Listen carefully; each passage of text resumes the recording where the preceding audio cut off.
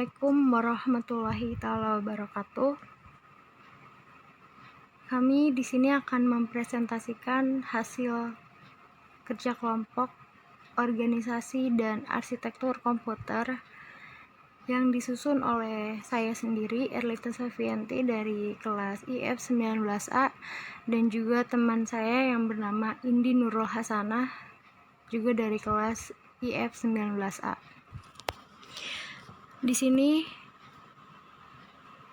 saya akan membahas tentang prinsip kerja control unit dalam proses pengolahan CPU. Ada beberapa poin yang akan dibahas di dalam presentasi ini. Yang pertama, elemen dan input-output control unit. Lalu keduanya, operasi unit control. 3, operasi mikro. Yang keempat, jenis-jenis siklus operasi mikro. Yang kelima, logika unit control CPU. Yang keenam, kesimpulannya. Poin yang pertama adalah elemen dan input-output control unit.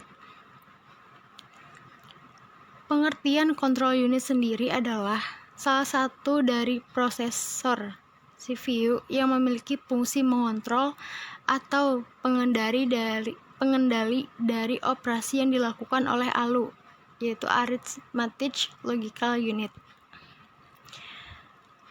Di sini juga ada elemen dan input-output control unit ya.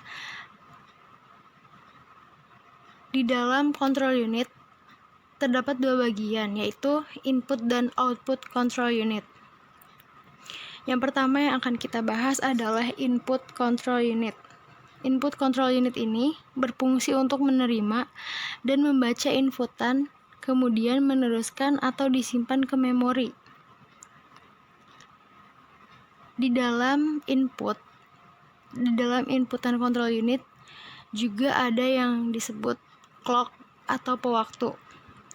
Clock atau pewaktu ini adalah cara kontrol unit dalam menjaga waktunya. Unit kontrol menyebabkan sebuah operasi mikro dibentuk bagi setiap pulsa waktu. Pulsa ini dikenal sebagai waktu siklus prosesor.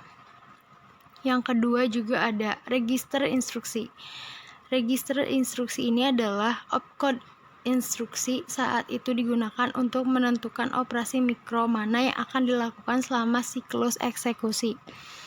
Di sini juga ada flag, adalah bagian input control unit yang diperlukan untuk menentukan status prosesor dan hasil operasi ALU sebelumnya. Dan ada juga sinyal kontrol. Sinyal kontrol adalah bagian bus control yang mengontrol bus untuk memberikan sinyal-sinyal ke unit control, seperti sinyal-sinyal interupsi dan acknowledgement. Yang kedua ada output control unit. Output control unit ini berfungsi untuk menerima hasil pengolahan data dari CPU melalui memori. Yang termasuk dalam output control unit, yang pertama adalah sinyal kontrol di dalam prosesor terdiri dari dua macam. Sinyal-sinyal yang menyebabkan data dipindahkan dari register yang satu ke register yang lain, dan sinyal-sinyal yang dapat mengaktifasi fungsi-fungsi ALU tersebut. Sinyal kontrol bagi bus adalah yang kedua, sinyal kontrol bagi bus. Sinyal kontrol bagi bus adalah kontrol sinyal ini juga terdiri dari dua macam. Sinyal kontrol bagi memori dan sinyal kontrol bagi modul-modul input dan output.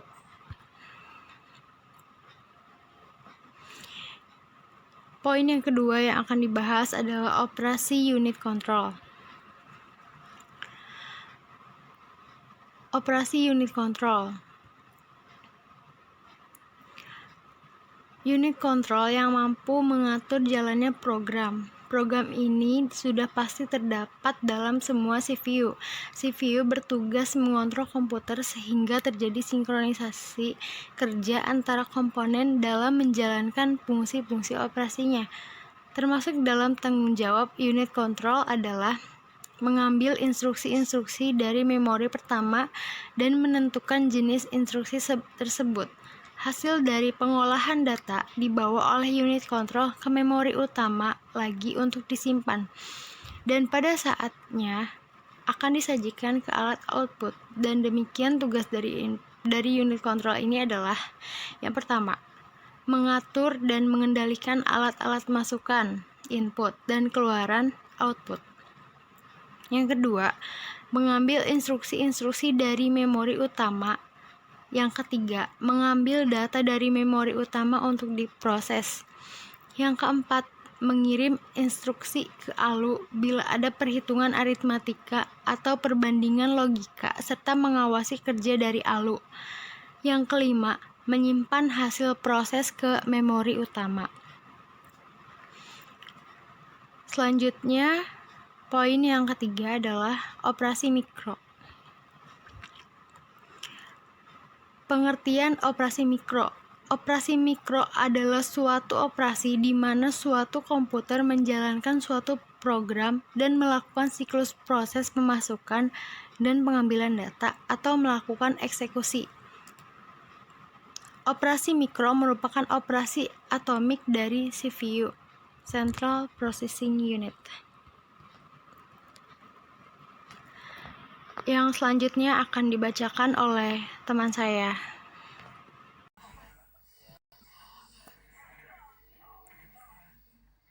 Oke, selanjutnya ada cara kerja operasi mikro. Yang pertama, memfetch suatu instruksi dari memori.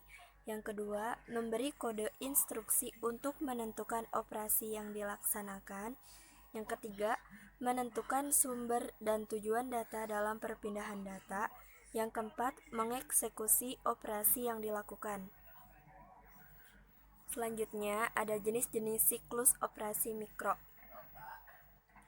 Yang pertama, proses fetch cycle atau siklus pengambilan. Fetch cycle atau siklus pengambilan adalah siklus pengambilan data ke memori atau register. Cara kerjanya yang pertama, pada siklus pengambilan, instruksi dibaca dari memori. Yang kedua, PC berisi alamat instruksi berikutnya yang akan diambil. Yang ketiga, alamat ini dipindahkan di MAR atau Memory Address Register dan ditaruh di bus alamat. Yang keempat, control unit meminta pembacaan memori dan hasilnya disimpan di bus data dan disalin ke MBR atau Memory Buffer Register. Kemudian dipindahkan ke IR atau Instruction Register. Yang kelima, PC naik nilainya 1 sebagai persiapan untuk pengambilan selanjutnya. Yang keenam, siklus selesai, CPU memeriksa isi IR untuk menentukan apakah IR berisi operan spesifik yang menggunakan pengalamatan tak langsung atau indirect. Ada yang kedua, indirect cycle atau siklus tak langsung. Indirect cycle atau siklus tak langsung adalah eksekusi sebuah instruksi yang melibatkan sebuah operan atau lebih di sebuah memori, yang masing-masing operan memerlukan akses memori. Cara kerjanya yang pertama, bidang alamat instruksi dipindahkan ke MAR. Yang kedua, bidang alamat tersebut digunakan untuk mengambil alamat operan. Yang ketiga, alamat IR diperbarui oleh MBR sedemikian sehingga berisi alamat langsung bukannya alamat tak langsung. Yang ketiga, ada interrupt cycle atau siklus interrupt. Interrupt cycle atau siklus interrupt adalah suatu permintaan khusus kepada mikroprosesor untuk melakukan sesuatu. Cara kerjanya yang pertama, isi PC dipindahkan ke MBR untuk kemudian dituliskan ke dalam memori. Yang kedua, lokasi memori khusus yang dicadangkan untuk keperluan ini dimuatkan ke MAR dari unit kontrol atau control unit. Yang ketiga, lokasi ini berupa stack pointer. Yang keempat, PC dimuatkan dengan alamat rutin instruksi. Yang kelima, akibatnya siklus instruksi berikutnya akan mulai mengambil instruksi yang sesuai. Yang keempat ada execution cycle atau siklus eksekusi. Execution cycle atau siklus eksekusi adalah proses dari CPU untuk mengerjakan instruksi yang sudah dijemput dari main memory dan sudah berada di IR register. Cara kerjanya yang pertama, proses memori data ditransfer antara CPU IOR modul. Yang kedua, data pengolahan menggunakan operasi matematika serta operasi logis dalam referensi data. Yang ketiga, sentral perubahan, sebuah urutan operasi, misalnya operasi melompat, operasi gabungan dari semua langkah lainnya. Logika control unit. Logika control unit. Control unit akan memberi perintah sesuai dengan komando yang tertulis atau terdapat pada register. Jika isi register memberi perintah untuk melakukan proses penjumlahan, maka PC akan menyuruh ALU untuk melakukan proses penjumlahan. Selain perintah, register pun berisikan operan-operan. Setelah proses ALU selesai, hasil yang terbentuk adalah sebuah register yang berisi hasil atau suatu perintah lainnya. Selain register, ALU pun mengeluarkan suatu flag yang berfungsi untuk memberitahu kepada kita tentang kondisi suatu prosesor, seperti apakah prosesor mengalami overflow atau tidak. Jadi kesimpulannya, control unit merupakan bagian dari mikroprosesor yang terdapat di dalam CPU yang berfungsi sebagai pengarah, pengontrol, serta sebagai pengawas jalannya proses ALU pada CPU. Control unit memiliki peran yang sangat penting pada prosesor karena ia memiliki tugas untuk mengatur prosesor agar melakukan semua mikrooperating dalam urutan yang benar, dan control unit yang menghasilkan control signal yang memastikan supaya semua microoperation dieksekusi dengan benar. Terdapat dua jenis, yaitu single cycle dan multi-cycle CPU, serta terdapat beberapa mikrooperasi di dalam siklus instruksi fetch tidak langsung, siklus interrupt, serta siklus instruksi. Pengimplementasian control unit dapat dibagi dua, yaitu pengimplementasian hardware unit control, pengimplementasian microprogrammed unit control. Oke, terima kasih atas perhatiannya. Mohon maaf apabila ada kesalahan. Wassalamualaikum warahmatullahi wabarakatuh.